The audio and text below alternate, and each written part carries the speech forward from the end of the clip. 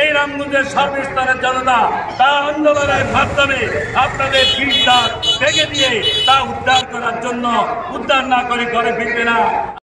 লক্ষ্মীপুরের রামগঞ্জে জিয়া শপিং কমপ্লেক্সের নকশা বহির্ভূত অবৈধ স্থাপনা উচ্ছেদ এবং তৃতীয় ও চতুর্থ তলার দোকান বরাদ্দ ও টেন্ডার বাতিলের দাবিতে এক মানববন্ধনের আয়োজন করা হয়েছে।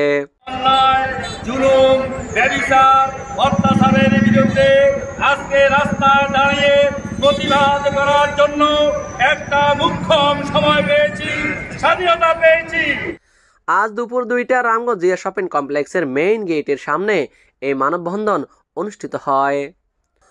উক্ত মানববন্ধনে জিয়া শপিং কমপ্লেক্সের ব্যবসায়ী, দোকান মালিক, রাজনৈতিক ব্যক্তিবর্গ এবং রামগঞ্জের সচেতন ব্যক্তিবর্গ উপস্থিত ছিলেন। অবৈধ ফ্যাসিস্ট সরকার যেই দুর্নীতি করার জন্য যেই টেন্ডারটা দিয়েছে অবলম্বে এটা বাতিল করার জন্য, এবং বাতিল না করলে আমরা রামগঞ্জবাসীকে সাথে নিয়ে আরো বড় আন্দোলনের ঘোষণা দিব। এ সময় মানববন্ধনকারীরা অভিযোগ করেন, শপিং কমপ্লেক্সের মূল নকশা পরিবর্তন করে অবৈধভাবে স্থাপনা নির্মাণ করা হয়েছে, যা ব্যবসায়ীদের স্বার্থের পরিপন্থী। একই সঙ্গে তৃতীয় ও চতুর্থ তলার দোকান বরাদ্দ ও টেন্ডার প্রক্রিয়া স্বচ্ছতা নিশ্চিত না করায় অসন্তোষ প্রকাশ করেন তারা। প্রধান নির্বাহী কর্মকর্তা এবং জেলা পরিষদের তৎকালীন চেয়ারম্যান সাধারণ সাহেবরা অবৈধ দুর্নীতি করেছে, তার সুস্থ তদন্ত করে জিয়া শপিং কমপ্লেক্সের অবৈধ অনুসরণ করতে হবে। নাহলে সামনে আমাদের আরো অনেক কঠোর কর্মসূচি আছে, জেলা পরিষদ ঘেরাও করা হবে এবং জনস্বার্থে মামলা দায়ের করা হবে।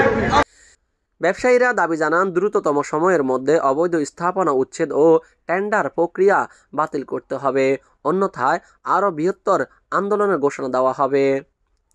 এই মানববন্ধন কর্মসূচির মাধ্যমে জেলা প্রশাসক সহ সকল কর্তৃপক্ষের সুদৃষ্টি কামনা করেন তারা, যাতে তারা ন্যায় বিচার প্রতিষ্ঠায় প্রয়োজনীয় ব্যবস্থা গ্রহণ করেন।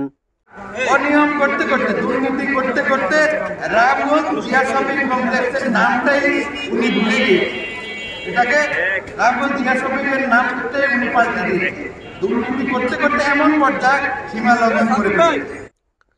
এই সময় বক্তব্য রাখেন জিয়া শপিং কমপ্লেক্সের প্রধান সমন্বয়ক জাকির হোসেন হেলাল, সদস্য মাসুদ আলম, সাইফুদ্দিন রিমন, মকবুল হোসেন, মিজানুর রহমান, রিপন হোসেন, জহির হোসেন সবুজ সহ রাজনৈতিক ব্যক্তিবর্গ। Mohammad Raju Hossain, RSN TV, Ramganj, Lakshmipur.